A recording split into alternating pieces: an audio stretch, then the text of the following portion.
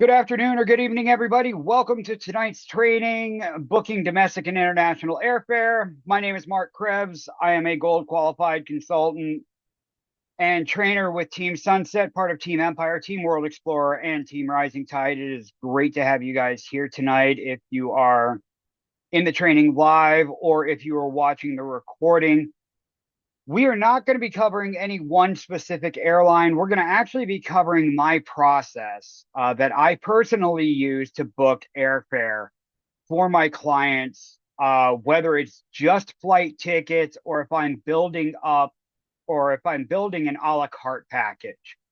So flight separate, hotel or resort separate, rental car separate, or other types of transportation. But tonight we're going to focus on the flight portion of all of that.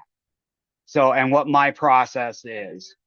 Now, as many of you may know or may not know, in many cases, we do not receive commission from the airlines um, for flights. Now, there are some cases that we can. That is especially true about not receiving commission on domestic flights, but there are some cases that we can if you are to go through a consolidator, an air consolidator, such as Downtown Travel.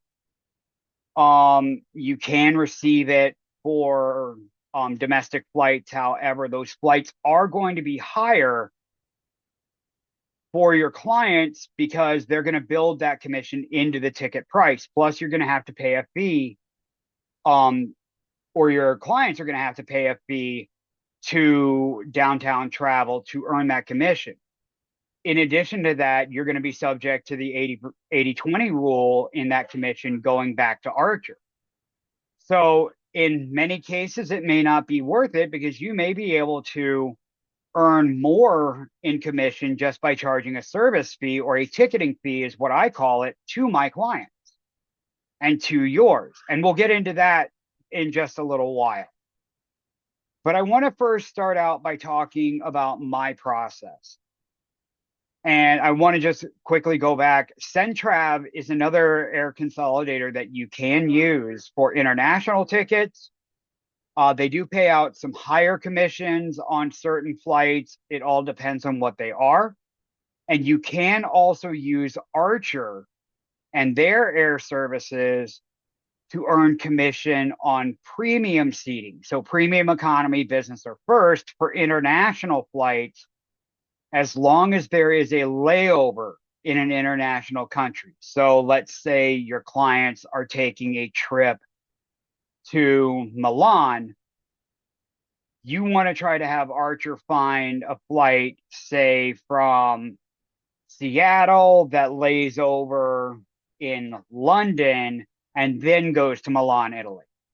And that would get you that commission as long as the seat or seats purchased were in premium economy, business, or first. So that's just another way that you can earn commission on an international flight as well. So, but let's go ahead and take a look at ways that that I do my flight bookings. So I'm going to go ahead and share my screen here so that I can show you guys my process. Now, one of the most important things that I want you guys to remember here, I'm going to turn off my video because my computer does not like it when I have video on when I am sharing my screen. So one of the most important things is that any time that you are booking flights, you do not want to be in a regular browser window. So you want to be in an incognito window or a private browser window. So if you're in Chrome, you want to be in incognito. Firefox, you want to be in a private mode. Safari and Edge, same thing. The reason for that, and great question there, Stacy, I was just getting to that. The reason for that is that airlines, and I found this even with hotels and cruise lines too, as of late, they are tracking your computer's IP address or your computer's address. And when they start to see if you're searching for the same flight over and over and over again, that IP address is logged with the airline, and they're seeing that there is more and more demand for that flight. And then they are going to continually increase that flight price. So you may see a flight from San Francisco to Houston round trip start at $350 one day, say on a Wednesday in the morning. Your client comes back to you that afternoon and says, hey, can you look at this flight again, but add a hotel to it? And you say, sure, I can do that. You've done it in a regular browser window. You're going to see that flight price have gone up to maybe 375, 400 because the airlines are seeing that demand going up. Tamika, you can use DuckDuckGo browsers, but you don't want to book in there. All of our suppliers prefer Chrome or Firefox. And it's a lot easier to use in those because they're not designed for DuckDuckGo. None of our suppliers are, to be totally honest with you. And Mary Ellen's going to agree with that. So Chrome and Firefox are the two most stable browsers in the industry. And Archer's even going to tell you that. So, but going back to the example, and then if you come back the next day for that same San Francisco to Houston or Houston to San Francisco flight and look at it again, it's going to go up another 10, 15, 20, 30, maybe even $100 if you keep looking at it and looking at it and looking at it.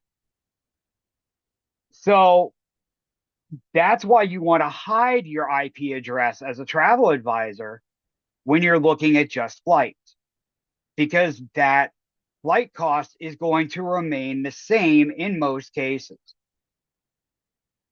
I was working on a client here just several days ago where the flight price, I was working on it for almost 2 weeks.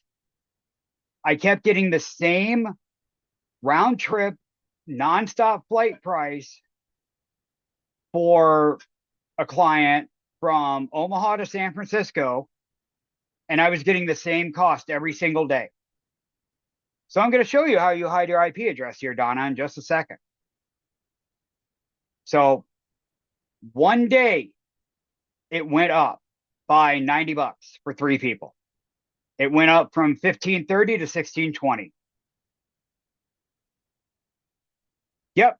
Mary Ellen is right. You can hide your address by using a VPN or a virtual private network, plus doing it my way, or you can simply just do it my way. So my way is very simple. So if you're in Chrome, and I'll also show it in Firefox, but there's a really cool little feature in Firefox that I'm going to show you guys as well.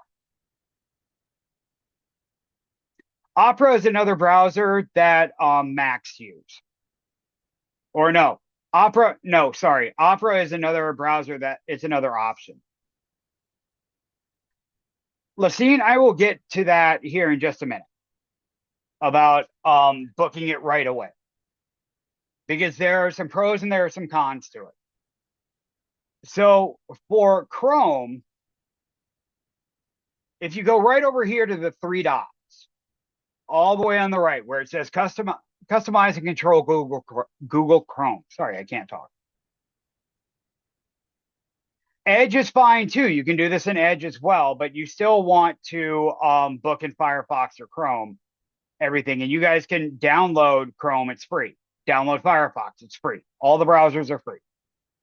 Click on the 3 dots. And you see right here where it says new incognito window? I'm going to click on that. It's going to say you've gone incognito. Others who use this device won't see your activity, so you can browse more privately. Chrome won't save your browsing history, cookies, and site data, information entered in form. Okay, this is the most important part, cookies and site data. That is what we want to have hidden from the airlines. Okay. Those cookies are what the airlines are tracking. So now this is what I'm going to do. I always use flights.google.com. And I'm going to put that into the website. Of course, one of my cats turned on my caps lock.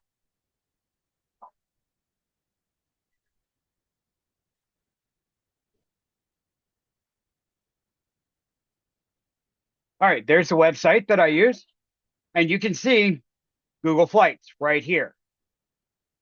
This will allow you to search for flights around the world. So now when it comes to searching for flights, you can search up to 330 days from the return date. So you can't be searching for flights 18 months in the future. 330 days from the return date of the trip. Okay, because that's when the airlines release their schedules. Now, Southwest is a little bit different. I will tell you guys that. They only release their schedules about 5 or 6 months out. So if your client wants to book on Southwest and their trip is 9 or 10 months out, you're going to have to tell your client, I'm sorry, I can't book that far in advance for them. Would you like for me to look at another airline, or would you like for me to just wait until the Southwest schedules are released? But let's take a look at one of my examples. So I'm planning on going out to New York City for September 11th Memorial this year, and for a couple of Broadway shows. And Mary Ellen, confirm this for me quick. Doesn't the Weird Al Yankovic show start this year? September, isn't it? Can you just Google and check? Thank you. So I go out of Sioux Falls, and sorry, I know the airport codes. I used to work for United. That's why I teach this class as well. I used to work for the airline. So Sioux Falls to I'm going to fly into JFK on this one. So John F. Kennedy Airport in New York City. Now, if you wanted to see all three of them, so Kennedy, LaGuardia, and Newark, you would just type in New York and then click here on the city. No, they show Southwest Airlines too. It just depends on your departure airline. So, or your departure airport, excuse me. Where I'm going out of is a small regional airport. And I'll show you with a bigger one. Yes, for the booking out, yes, it is. Mary Ellen, was I right? September for Weird Al?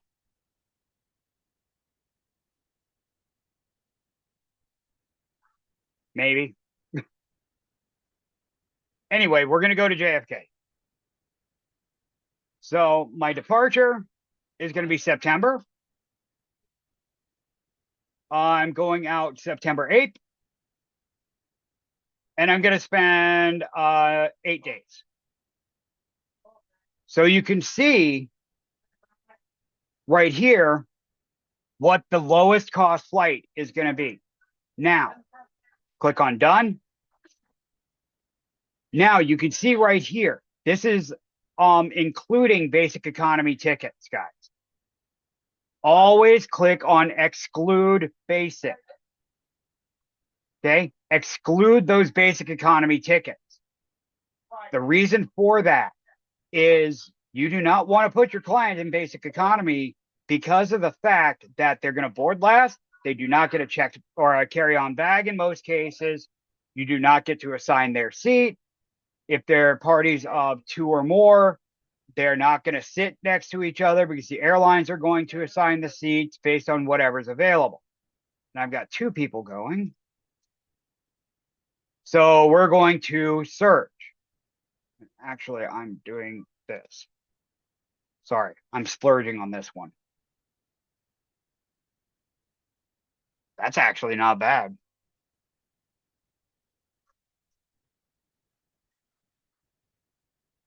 And so now you get a list of the airlines flying out of your departure airport to start with, and you can choose what flight is going to be best for you or your clients, and then talk to them about it. So you can see I've got 7 flights here.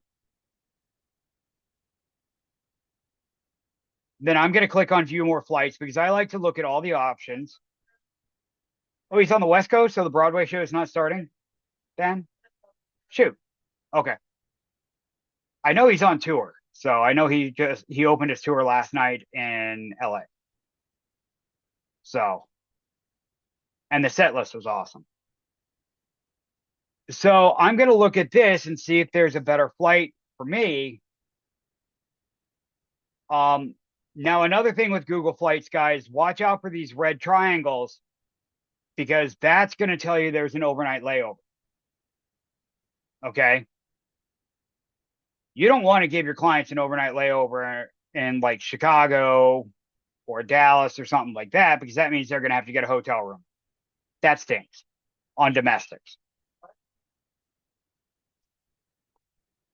So I'm just going to randomly select a flight here.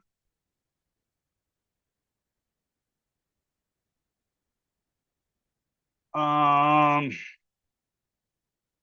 and try to avoid these double connections too.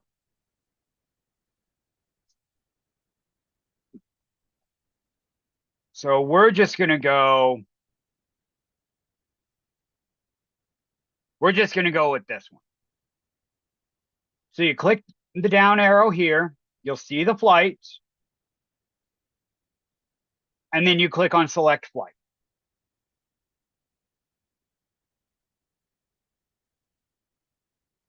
And now you'll get to see the return flights. So you can select the return flight for your client. And there you go.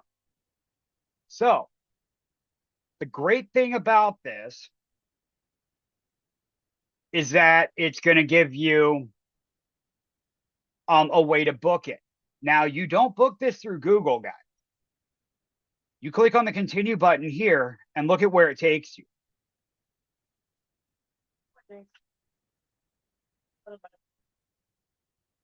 It takes you straight to American Airlines website. This is where you want to book an airline only ticket is straight through the airline's website. And let me tell you why that is important. That is important in the case of any delays, cancellations, missed connections, anything that can go wrong. Okay? Because it is much easier to rebook and reaccommodate your clients than it is if you are using a third party. Okay? And third parties include Expedia Tap. Okay? Their prices might be a little bit better, but you still have to go through the whole hold time and queue with Expedia Tap, even though we're travel agents.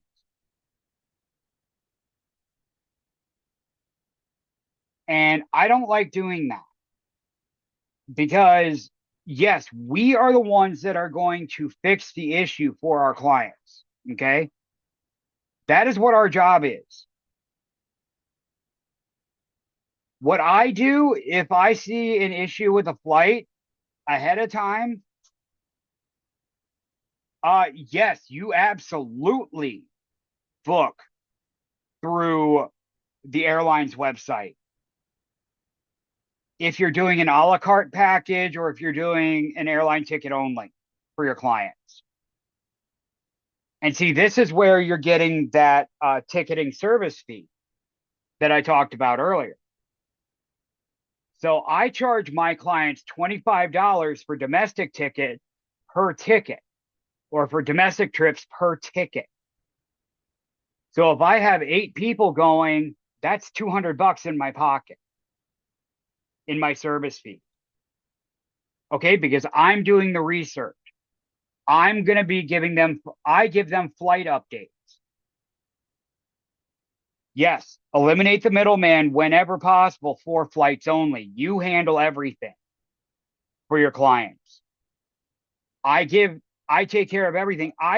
When I do my flights for my clients, I am up with them. I don't care if it's 3 in the morning and their flight leaves at 7. I'm up 4 or 5 hours early to make sure everything is on time. I'm tracking that flight the day before to make sure that that plane is getting in on time, or if it's delayed or canceled. And if it's canceled, then I'm making sure that my clients are getting rebooked in a timely fashion. Okay. And then what I do when I'm actually booking the flights, and I'm just going to show you guys right here under the passenger information, it's going to be their phone number. Sorry, that's the KTN or the TSA pre-check number. Sorry, my fault. Um, I can't move through it, but when it comes to the contact information, I always put in my email address and then their cell phone number. So my email, their phone number. That way we're both getting updates, and I opt them in to the text message alerts for the flight. Okay. That way they're getting alerts, I'm getting alerts, and we're covered. Now I have a backup system as well through a CRM program that I use called Travel Joy, which I will be more than happy to talk to anybody about at a later date or talk to your mentors. Lisa, I will get to that at the end because that is a great question about how do I ask for service fees. But I will get to that at the end. Okay. So does everybody understand the concept of a domestic flight? I mean, and those are pretty simple to book unless you have a weird airport like I just dealt with, Asheville, North Carolina, and trying to get my client to Cherokee, North Carolina, which actually means I actually have to schedule an Uber for her and then a cab for the way back from Cherokee. It's a convoluted situation, but I have to deal with it. So, yeah, that one is pretty straightforward. Now we're going to go on to another one, the international flight. So I'm just going to back up here. So we're going to go Sioux Falls. Somebody give me a good international destination. I don't care. Europe, Asia, Australia, somewhere in Australia. Give me one.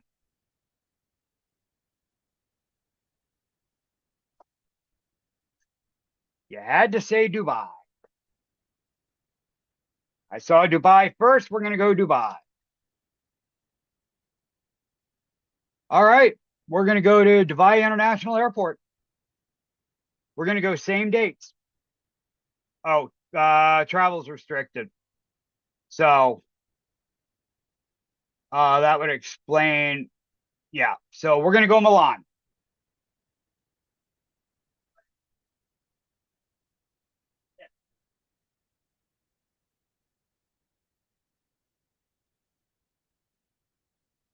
I think I think MXP is the big one. I think that's the biggest one.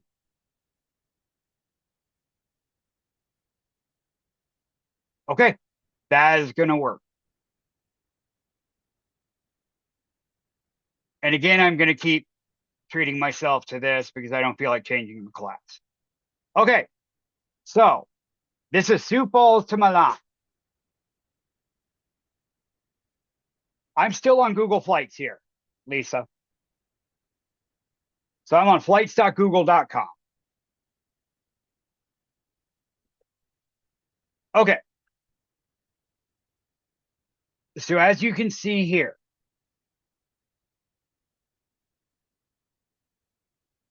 not a very big issue. Afternoon flight into Chicago,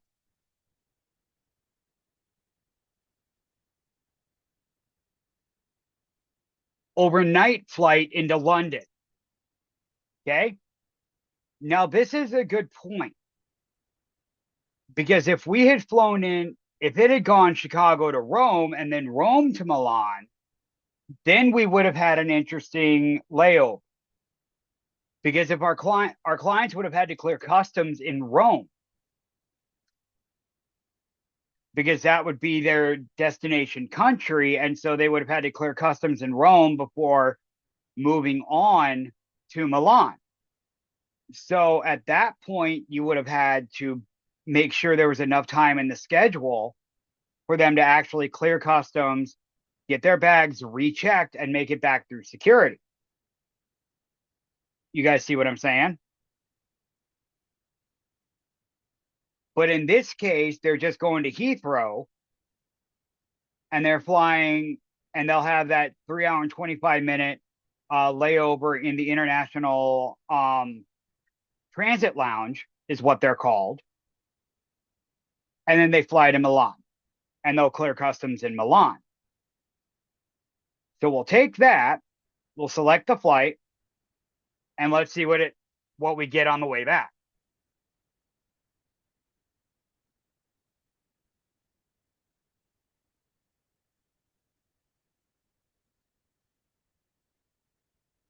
So this looks like it's going to be a short connection.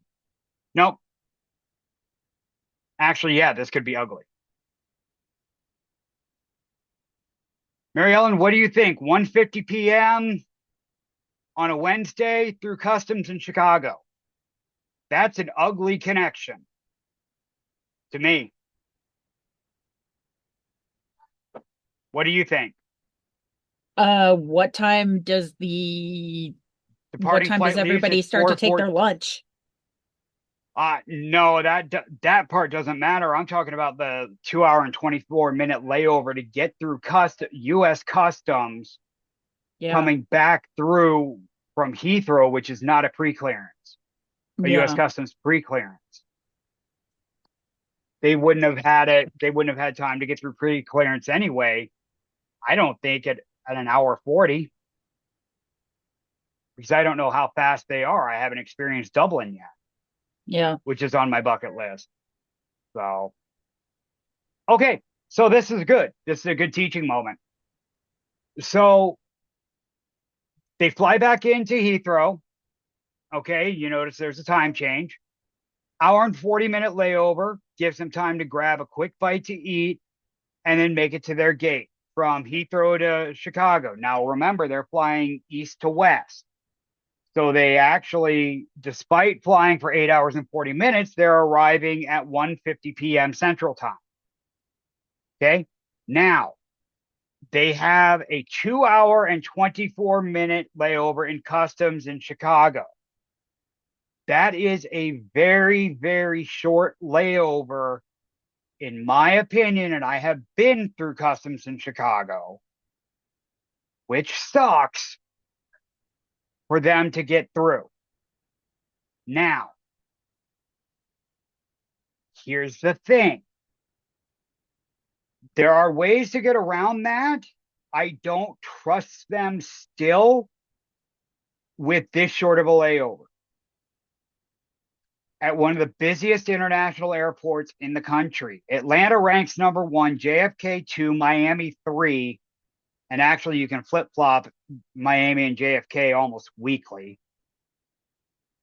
Chicago four, San Francisco five. Those are my top five.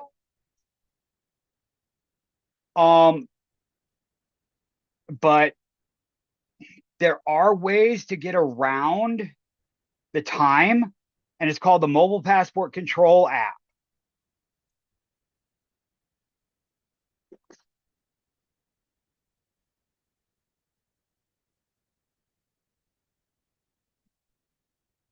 Um, Camilla, where are you from?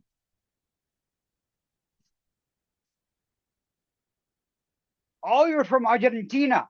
Okay. So, well, number one, right now, and I hate getting political, but it's part of our political climate up here. They're threatening to take away border control, U.S. Customs and Border Control agents from nine of our major airports right now. That's making it very, very complicated. If you don't mind me saying, No, Mark, it go has for to it. do with the like I don't know if you experience it in your country, but in the US, they suggest if you book by yourself. So if you're not booking for someone else, if you book a flight by yourself, the airlines will tell you to show up 3 hours early because of TSA.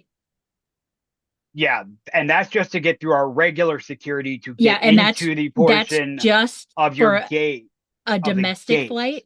That's not like an international flight. Like you don't have to go through customs till you get to the country or until you get home. But when you have to go through customs on the way home, that takes like several more hours. It can, yes. I had a Yeah. client that I thought I had enough time at 3 hours and 15 minutes in Chicago. Nope. They And called it me at also two. Yeah, it they called also me at depends 2 hours on if 45. Go yeah, ahead. it also depends on if they're like short staff or like over flooded with other passengers as well. And depending on their size of suitcases and what they pack and whether or not they got kids and their stuff. So Or if they everything's got always selected taken for out of the account for. additional screening. Yeah, Yeah. there's So, that. well, yeah. So that's a great suggestion there, Victoria. Pre-check is great for domestic. If you, the suggestion is that if you are flying three internationally, three or more times a year, then you need to get global entry. It's only like, I think, $30 more. But Something like that. Yeah. yeah, but what I just posted, that mobile passport control app, it's actually a lot simpler than you think because I've had several clients use it to get back into the country and they've made it through customs in 20 minutes and it's completely free because you're going to a special line. You've already put in all your passport information, your visa information to get back in. And you've taken a selfie, they've already scanned it through the biometrics, you've already passed through, you do a facial scan at the mobile passport control kiosk right at the beginning of your line. You scan your QR code and you're waved through passport control. Now, if you get selected for a screening, that's another point. But it does beat having to wait in that passport control line, which can be an hour and a half or 2 hours. So that would be something I would suggest. And I have it downloaded on my phone. Like I said, it is free. And it's for US citizens and permanent nationals only and US nationals only. Um, but global entry, so Camilla, if you plan on flying internationally, um, yeah, no. I completely agree. I've seen that before. We had our union issues. That's actually why I left United, was because of our union issues. Um, and that's why we're keeping an eye on flights as well. So, but that's my recommendation, guys, is try to get a longer layover time in the busier international airports. Okay. Or look at the time they're flying in. And you can go to Customs and Border Protection's website and take a look at the average for the month on those days, too, on the wait times, and use that just as a guideline. That's what I did with my clients when they came back from Germany, and then all of a sudden everything broke loose and was completely incorrect. They called me at 2 hours and 45 minutes, still in the line for passport control. I didn't know about MPC at that time. or MPA at that time, or MPC, yeah, mobile passport control app at that time. So I hadn't told them to use it. And so I got on the phone with United and got their flight back to Sioux Falls switched. No problem. Told them it was a customs backup issue. United was more than happy to accommodate them. They had already accommodated them once with Lufthansa for me. Because their flight was an hour and a half late departing. They were going to miss their flight to Dusseldorf in Germany because they weren't going to be able to clear customs in time. So, but when in doubt, I mean, be that liaison for your clients, guys. Watch those flights. If you see something that is delayed, if you see a departing flight from an international gateway like O'Hare, like Minneapolis, like JFK, Miami, and it's going to affect a downline flight like this Chicago to Heathrow, and your clients aren't going to make the flight, like if it's delayed by an hour and a half and your clients only had a 2-hour layover, there's no way they're going to make that connecting flight. Get on the phone when your clients finally take off and talk to the original airline they were flying on out of their original city and liaise for your clients, and then message them, text them. What I did was in Munich, I actually called because I had I have international calling on my cell. I called the Munich airport and left a message with their customer service team there and asked them that as soon as my client's flight arrived to start paging them to the courtesy phone to give them that message because I didn't know if my clients had international data or not. And they'll do that in Europe for us. I explained I'm a travel agent. I have clients that are coming in. They're going to miss their connecting flight because of the delay. Can you please do this? And so because of the extra work that we need to do, because also, guys, you want to be looking at the visa requirements too, the entry requirements, like for Great Britain and the UK, the electronic travel authorizations now are in effect. You must have an ETA even to just lay over in London or anywhere in the European Union now, pretty much. Travel.state.gov is your best friend.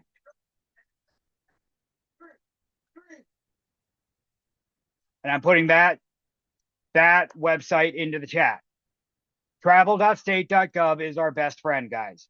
Do not rely on anything other than official government sanctioned websites. Okay?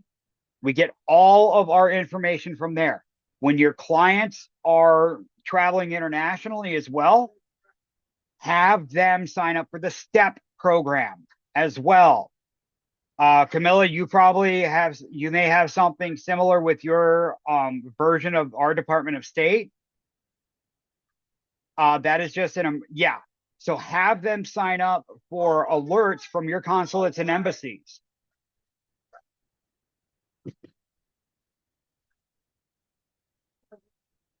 So now, and that's why I charge that higher fee. It's because it's more work for us. So that's why I charge $75 per ticket as a ticketing fee for international flights.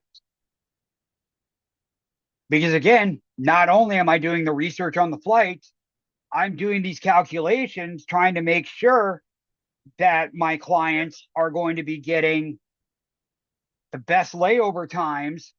They're going to be able to get through customs, make their connecting flights, and then we have all these visa requirements and these travel authorization requirements that I have to communicate to them as well. And then also, you've got to think about this, guys, those time changes. So, for example, it is now 6:52 p.m. Central Time. Okay. If I had a client in London right now, it would be 12:52 a.m. Now, if they were flying back, or actually if they were flying to London right now and they were on the plane, out of Chicago, I'd be up all night tracking that flight to make sure everything was going smoothly, especially if they were connecting to another country, because that's what I do.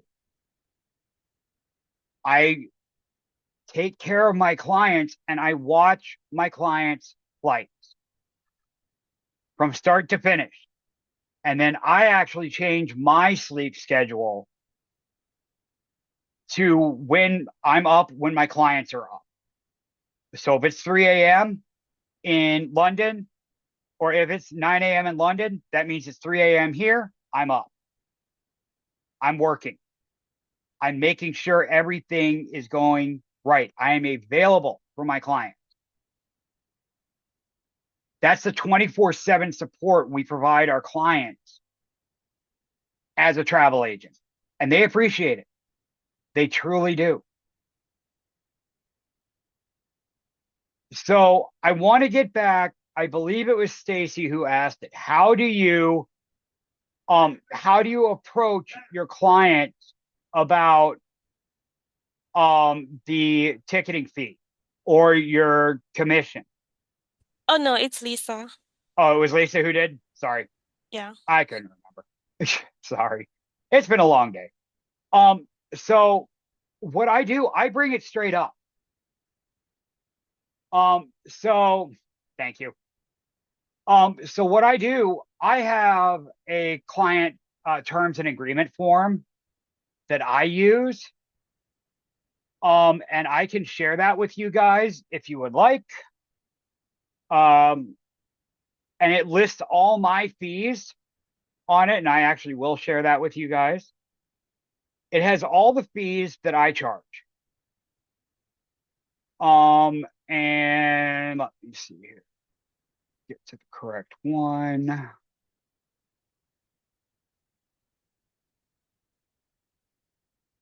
Oh, where is it? So yeah, so I have service fee agreement that I charge or that I have my clients sign so that there are no issues. Now, if I'm doing an a la carte, so I'm booking everything individually, then I charge 10% of the total booking cost. So, and that includes the cost of the flight, the cost of the hotel, the cost of the transportation. So, in fact, I just received a fairly large payment from one of my bookings that I just completed that I charged my 10% service fee to. Actually, it was two bookings because I had three tickets to Seattle too, so that was $75 right there, plus the rest of the trip, plus the second trip that was going out about 3 weeks before. I do not have it. So, sorry guys, I'm looking for it here. I'll give you an old one that I know I have. This is not the newly updated one. I apologize. But this way you guys will at least have it and can see it and see what I have. I sent it both in a Word document and a PDF for you.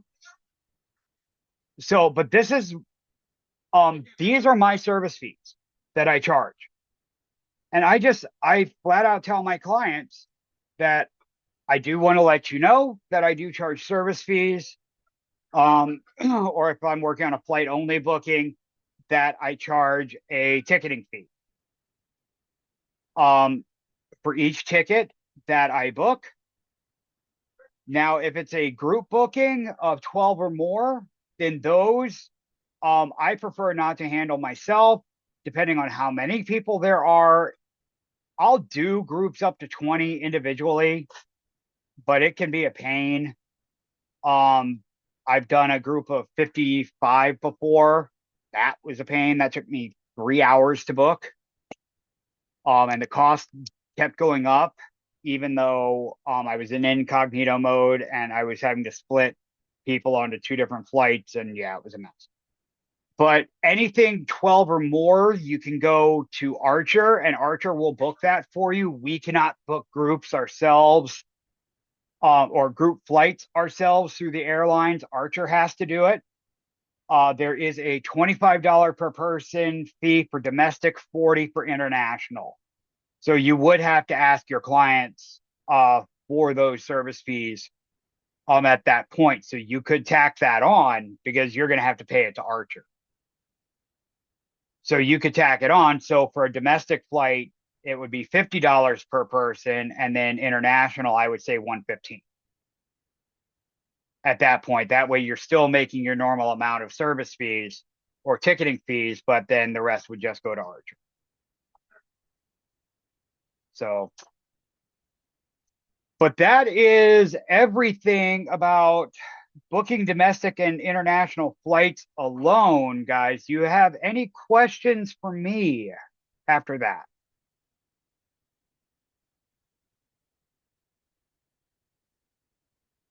We have no more rent.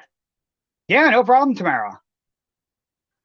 Yes, thank you. I look forward to coming to your next class. This one's very informative, so we Yeah, definitely sounds great. appreciate it. My next class is actually going to be on Monday. At this same time, it will be on our 21-day booking procedures and fraud detection and prevention. So thank you, Mary Ellen. So there is my YouTube channel. In there, I have a ton of different trainings in there. I have about 150, I have 155 plus videos on there right now. All of my trainings are recorded there for you guys. So please feel free to subscribe and take a look at them. My trainings are also, if you're part of Team Empire, are on the Empire Travel Academy as well. This training will be uploaded and sent out to all of the trainers as well. So, but if there are no other questions, thank you guys very much for being here tonight. Okay, yes, no. Camila, great question. To buy the tickets, do you ask for the credit card information, or do you pay for it yourself and then ask them to do a money transfer to your account? You never, never, never, ever, ever, ever pay for anything for your clients yourself. You always use their credit cards. The reason for that is because if there are any chargeback issues or refund issues or fraud issues, that would fall back on you and not the client if you did it that way. So you are always to use your client's credit cards. The only time you will ever be allowed to accept cash is if they're giving you a tip. Yeah, no, Argentina. Who's your mentor?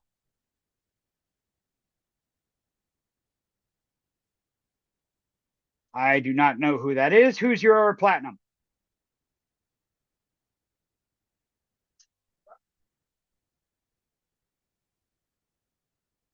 Okay. Camilla, it would say it on your thing when you do the second, when you Yeah, get if your you look in second your My certificate, Team it would tab. say, Yeah, yeah, look in your it'll My say, Team tab and then click on your my upline. yeah, and it'll say your name, and then next to your name would be your platinums.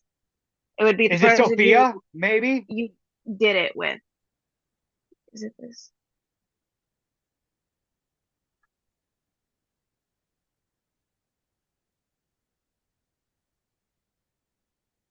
I'm honestly not sure because I've never heard Sankei's name before. Yeah, so talk to Sophia. Yeah, talk to either Sophia or Heather in your team chat and see what they suggest about that. Or even call Astrid at the Mexico City office. Yeah, get with Sophia on Discord or call or email Astrid in the Mexico City office and see what she has to say. All right, guys, any other questions?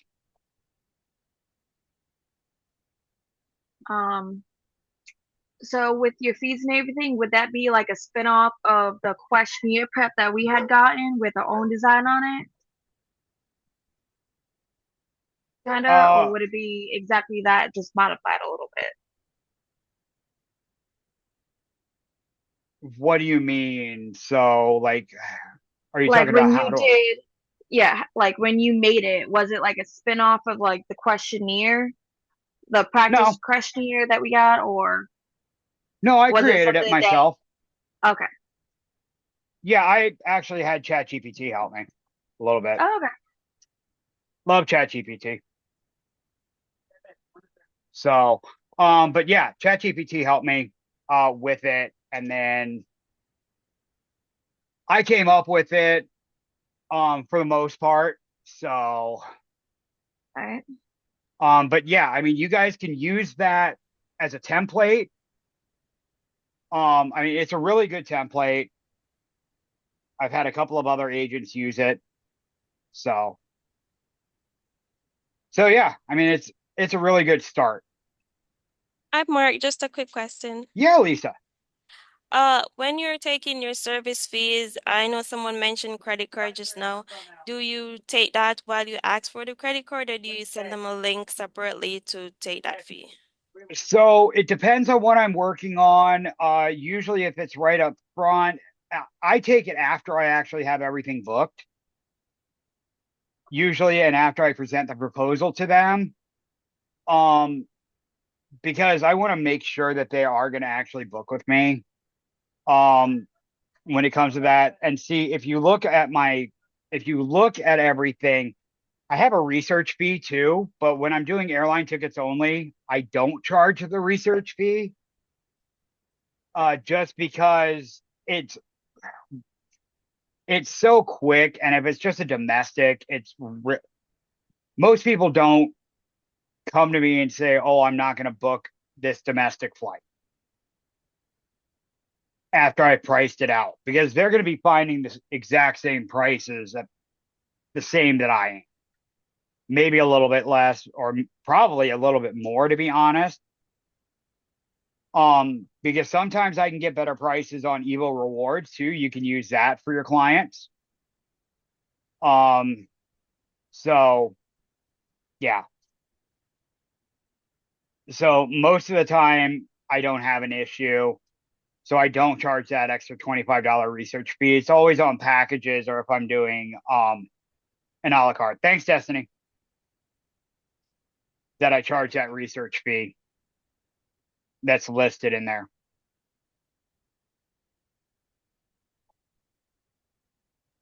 Okay, got it. And do you ask for the card like a second time to take your service fee, or once you get it the first time, you just I do ask my however clients much? how they would like to pay, whether they want me to run the card, or if they'd rather me send a payment link or an invoice.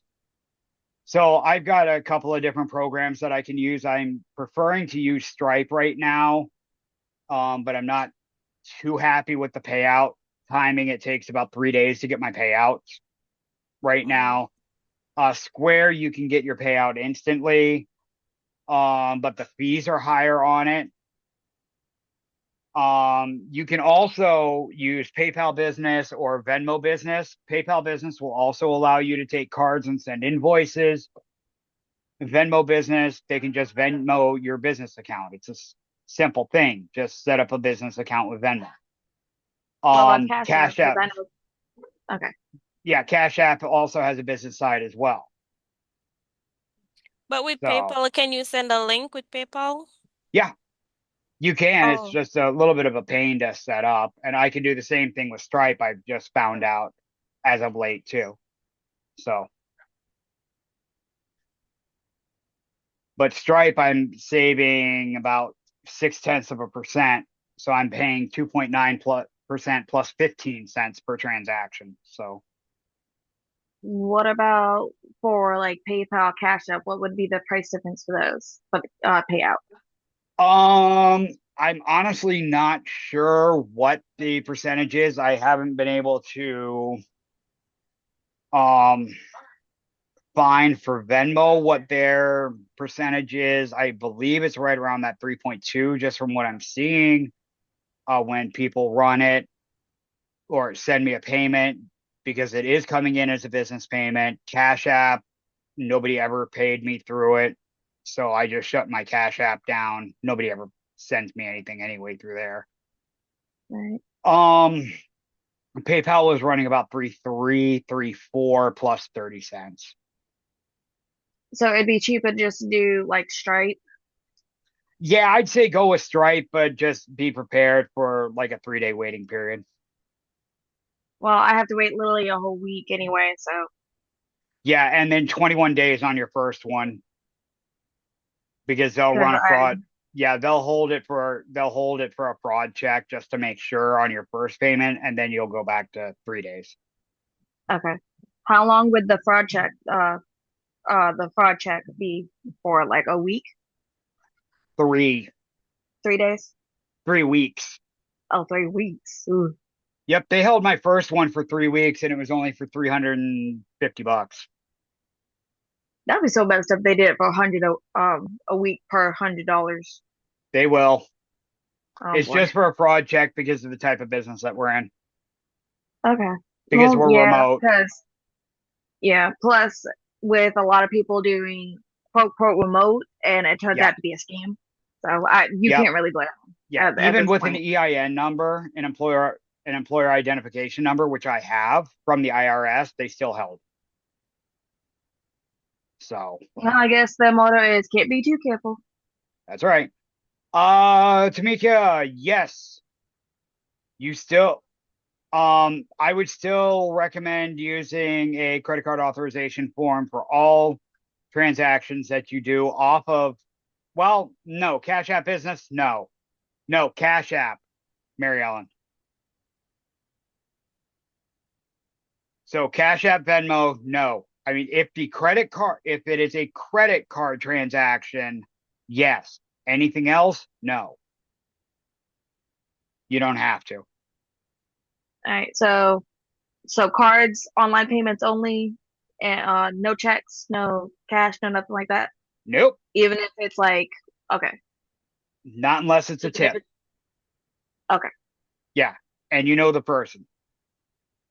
I Well, just got a yeah. $40 tip in cash from my former massage therapist, the one I was talking about going to Asheville, that I have to Mm. set the Uber up for and then the cab in a couple of days.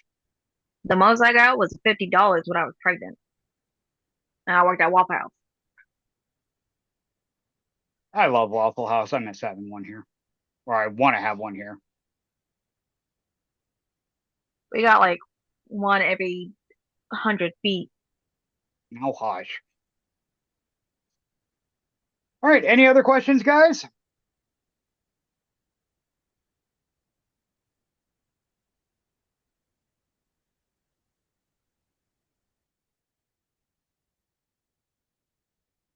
All right. If not, I want to thank you all again for being here. Thank you for watching the recording if you're catching this later on.